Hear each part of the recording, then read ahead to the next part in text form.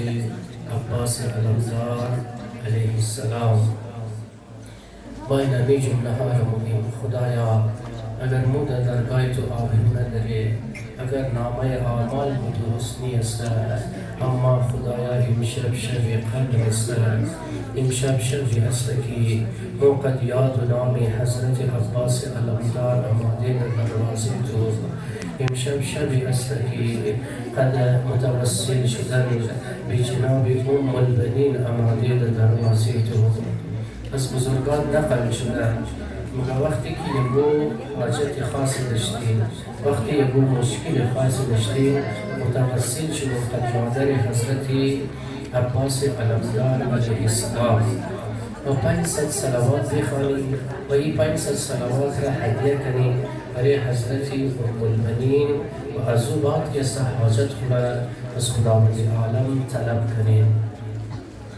من قدم زی جمله ها امشب متوسل مشتیم قد مادر حضرت عباس علمدار علیه السلام.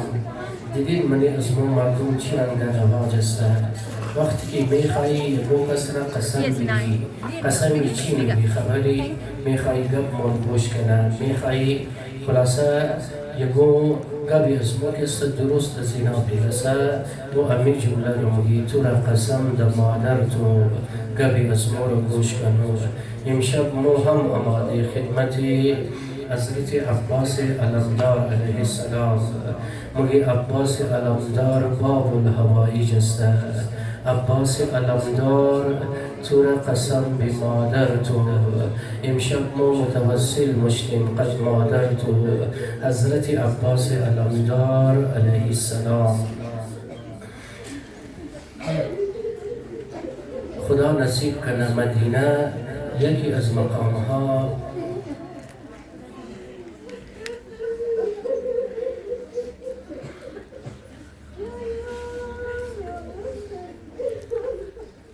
وقتی که زیارت مدینه موری یکی از مقامها است. وقتی اطراف مدینه برای زیارت موری یکی از خرابه ها است. وقتی از اونجا سوال موشنه که این کدام جای است، خبریم چی جواب داده موشنه مگه این مقام ملاقات حضرت زینب کبرا با جناب ام البنین است. وقتی زینب کبرا سلام الله علیها سفر کربلایش تمام شده، وقتی از زندان شام بیبی دو عالم رها شده، وقتی این قافله واپس مدینه رسیده، لذی مقام تا رسیده جناب ام البنین از خانه از کوچه های بنی هاشم تا از این مقام درای زینب کبرا سلام الله علیها آماده. الله اکبر. وقتی مسافر کربلا از کربلا واپس ماید، بین مردم از موی رسم است، تمام درای شموله علوم خوشا و حال تو از زیارت کربلا آماده. الله اکبر. زینب از زیارت کربلا آماده. زینب از زیارت بیبی سکینه آماده. امشب هر کس کربلا میخواید. الله اکبر. زیارت شام زینب کبرا میخواید. از خود زینب کبرا تقاضا کنه. ام البنین روبرو شده و امی جمله ها را مگه ای دخترم زینب چقدر نحیف شده، چقدر لاغر شده، موهای سر تو سفید شده، اشکای زینب جاریه. یا ام البنین کربلا نبودی، قیامت برپا شد، روز عاشورا بود، حسینم دگودی قتلگاه بود. یا ام البنین یکی تیر میزده، یکی نیزه میزده، یکی شمشیر میزده. او که هتیار نداشته و حسینم را سنگ میزده. یا ام البنین کربلا نبودی، سر حسین بالای نیرفت. یا ام البنین طفل 6 ماه بود، نامش علی اصغر بود. یا ام البنین امی که تیر 3 شعبه در گلوی علی اصغر پیوست شد. علی اصغر حسین از یک گوش تا دیگر گوش زیبا شد. یا ام البنین تو نبودی، کریل جوانم علی اکبر، بدن علی اکبر وقتی از 4 طرف حمله شد.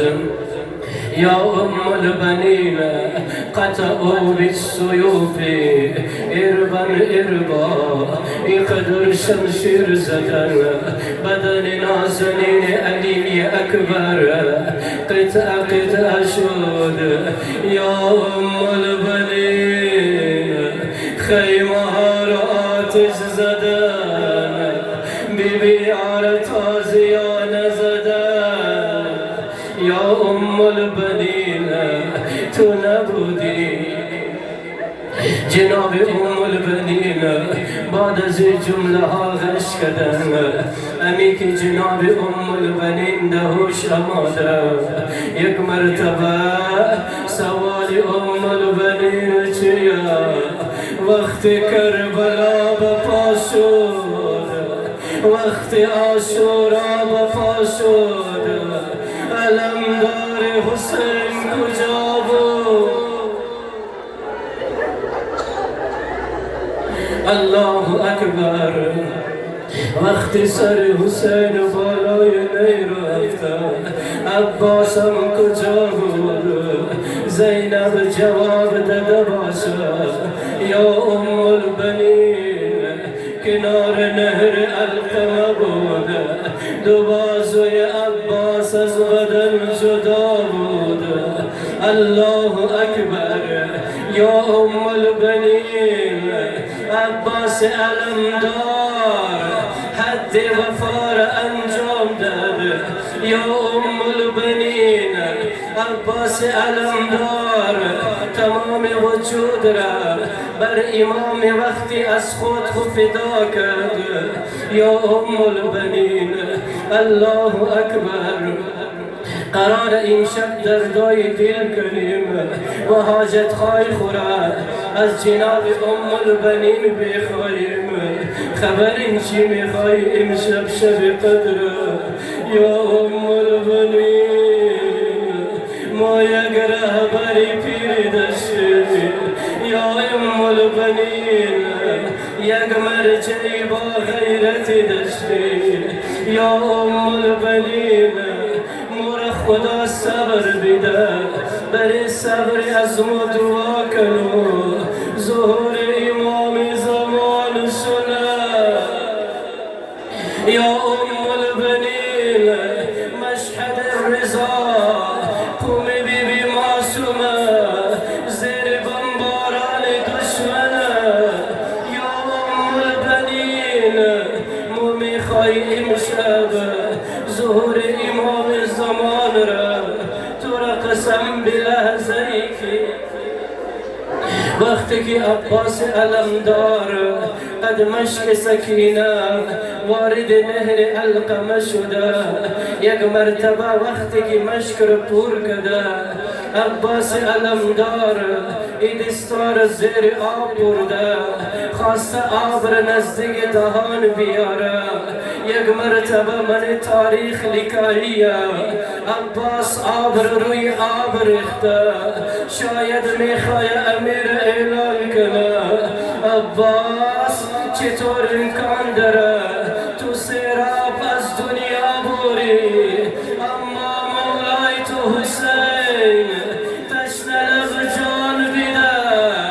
عباس چطور امکان داره حرم حسینی تشنه باشه تو سیراب از دنیا بوری عباس جوانی تو بره حسینه دو دستای تو فدای حسینه الله اکبر حضرت عباس علمدار مشک سکینه را گرفته به سوی خیمگاه آماده وقتی از هر سو حمله شده وقتی دو بازوی عباس از بدن جدا شده همی که این مشک سکینه وقتی تیر دزی مشک پیوست شده دیگر عباس علمدار نگاه های حسینه علمگاهی طرفی دست راسته علمگاهی طرفی دست چپه یا صاحب الزمان همی که علم ده زمین افتاده حسین زهرا دست از کمر گرفته صدا زده یا اهل العالم الان انکسرت زهری و قلت حیلتی ای مردم دنیا با رفتن برادری مثل عباس دیگه کمر حسین شکست انا لله